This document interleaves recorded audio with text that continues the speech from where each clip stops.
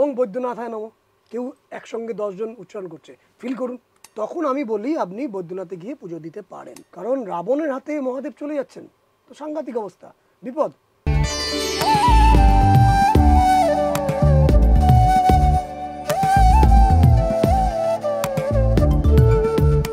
নমস্কার, আনন্দবাজার অনলাইনে dream destiny অনুষ্ঠানে আপনাকে স্বাগত জানাই।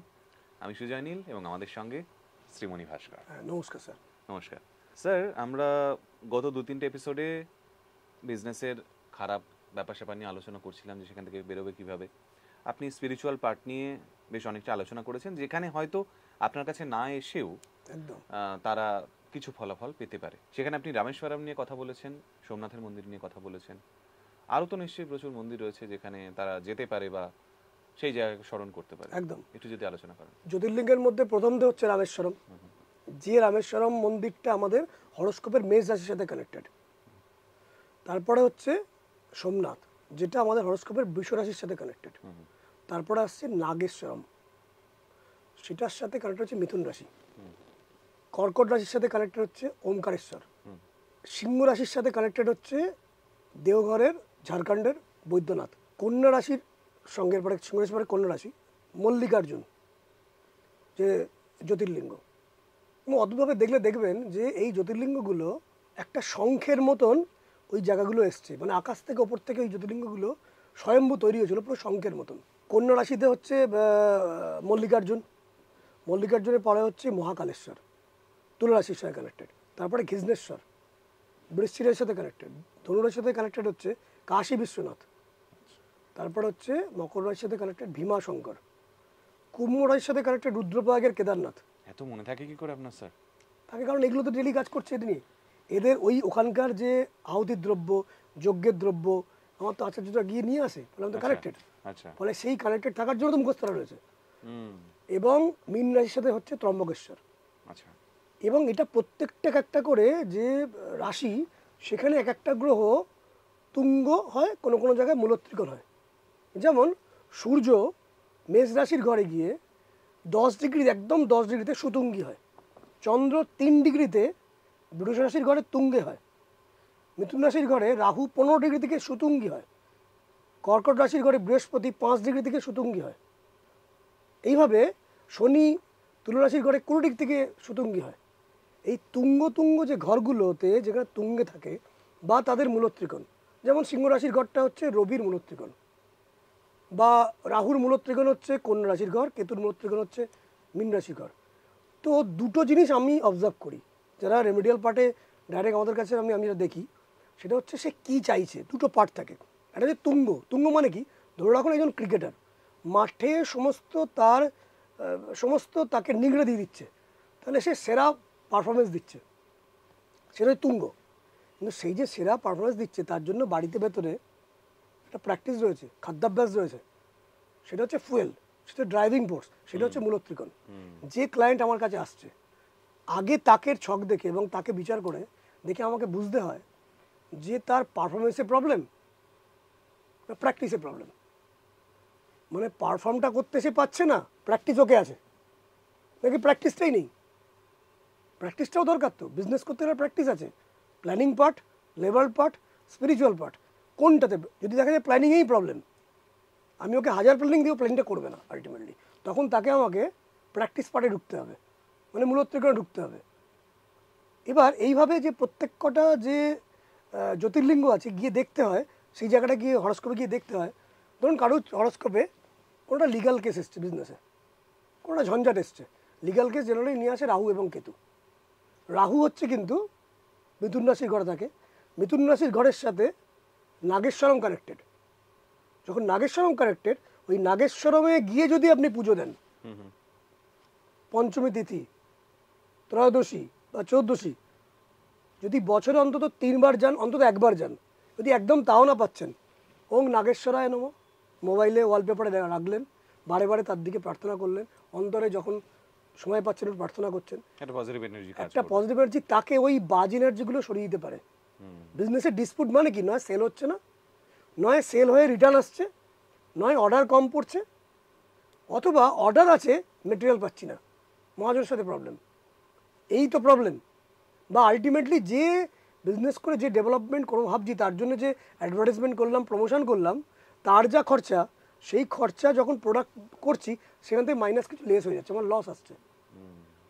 এবং তার জন্য কে দায়ী? লেবার পার্ট দায়ী, প্ল্যানিং পার্ট দায়ী, না স্পিরিচুয়াল পার্ট দায়ী? বা সেটার মধ্যে কোনোটাই দায়ী নয়, আলটিমেটলি সে যেটা পারফর্ম করছে সেই পারফরমেন্সে লাক প্লে করছে না।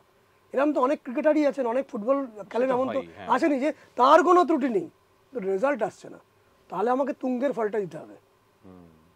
স্যার এত জায়গা নিয়ে কথা বললেন, বৈদ্যনাথ নিয়ে একটু জানতে ইচ্ছে করছে। বৈদ্যনাথ হচ্ছে বেসিক্যালি সিংহ রাশির ঘর, তার সাথে কানেক্টেড। আমি বলেছিলাম রুদ্র সংগীতা যারা ফলো করবে পেয়ে যাবে, ওখানে এই রেফারেন্সটা রয়েছে।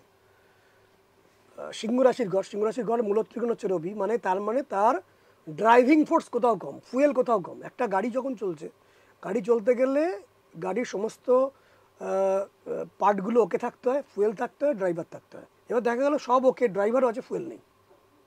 এই ফুয়েলটা হচ্ছে কিন্তু আমাদের মূল ত্রিকোণ। সিংহ রাশির ঘরে 0 থেকে 20 ডিগ্রির মধ্যে রবি মূল ত্রিকোণে থাকে, একটা পাওয়ার পায়। রবি যখন খারাপ থাকে তখন মহাজনের থেকে প্রবলেম হয়, সোসাইটি প্রবলেম করে, সম্মানহানি করে, কোনো ধরনের লিগাল কেসে মানুষ জড়িয়ে পড়তে পারে, ট্রাস্ট ফ্যাক্টর কমে যায় বিজনেসে। তখন আমি বলি আপনি বৈদ্যনাথে গিয়ে পুজো দিতে পারেন।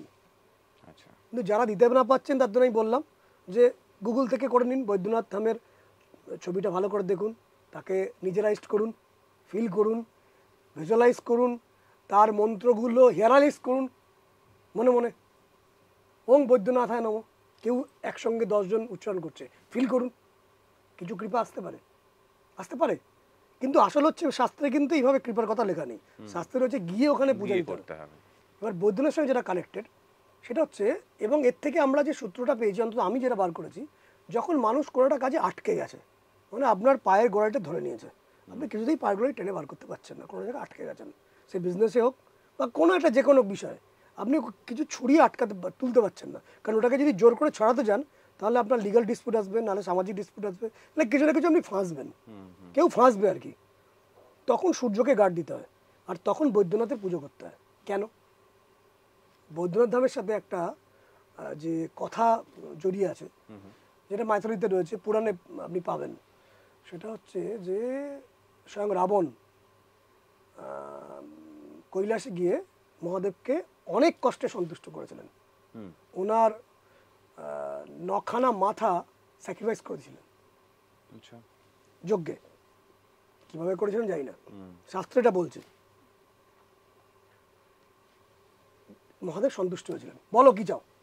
বলছে প্রভু তুমি যেখানে কৈলাস ধামে তুমি তো রয়েছো, আমি তোমাকে পুরো আমি ওই এনার্জি সহ তুমি আমার লঙ্কায় চলো। এই প্রসঙ্গে বলে রাখি, এই দ্বাদশ জ্যোতির্লিঙ্গের প্রত্যেকটা কাহিনীর শেষ প্রান্তে যেটা রয়েছে, আপনি যেটা বলছেন শঙ্খের মতন যেখান দিয়ে গেছে, ওই শঙ্খের আকারে স্বয়ং জ্যোতির্লিঙ্গ, মহাদেব বলুন বা শিব বলুন বা আদি পরমেশ্বরের কিছু অংশ বলুন, ওই জ্যোতির্লিঙ্গের আকারে কিন্তু ওর মধ্যে মহাদেব প্রবেশ করেছিল। প্রত্যেকটা জ্যোতির্লিঙ্গে তার অংশ রয়েছে, এটা মাইথোলজি বলছে।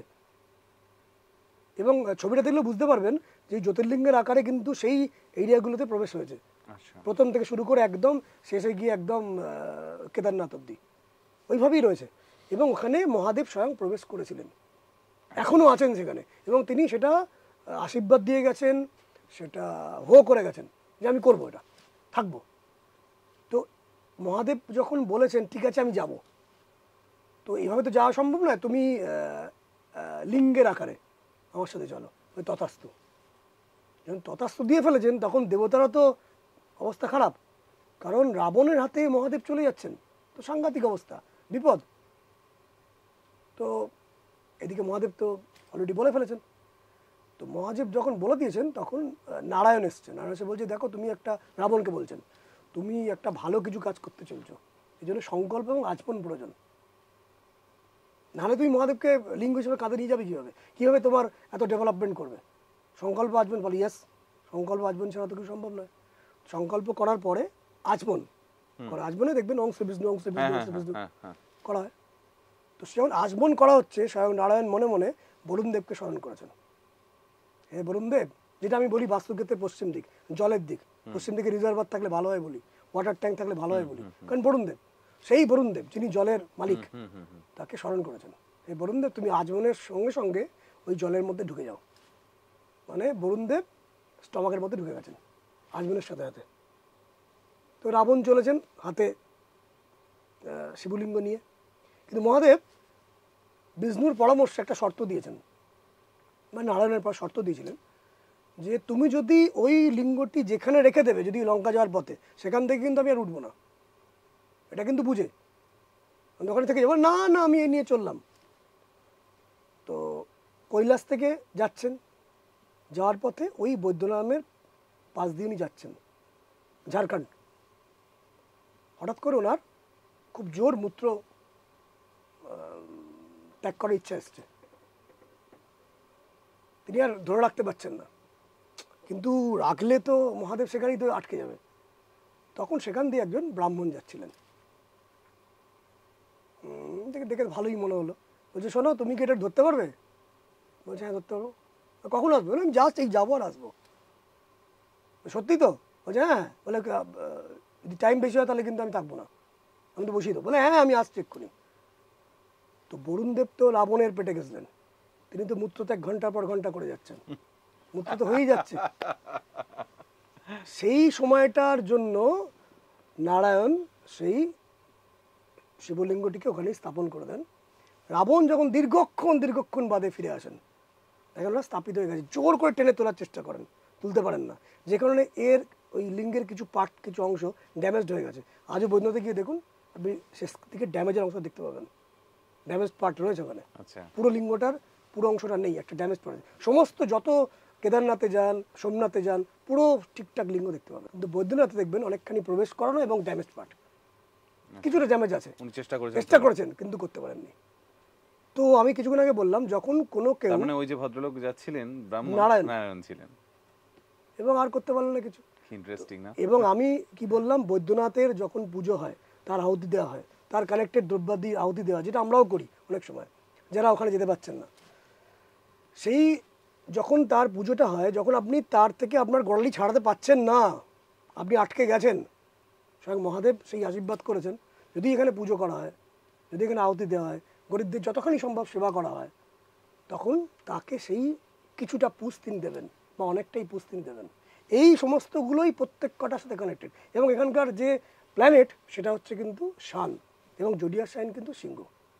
আচ্ছা, আরো অনেকগুলো জায়গা নিয়ে জানতে ইচ্ছে রইলো, কিন্তু আজকে সময় একেবারেই কম।